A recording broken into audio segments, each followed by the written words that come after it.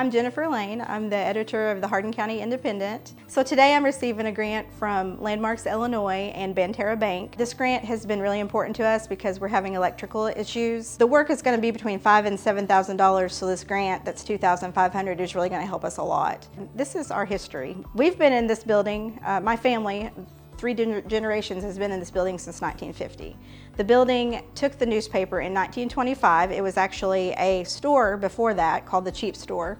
So we feel like it's important that we keep, the history of Hardin County alive. This paper started in 1871, and we just feel like this is the perfect place for it, and why not make the improvements if we can? And we can keep moving forward, printing the newspaper each week and putting it out for the community.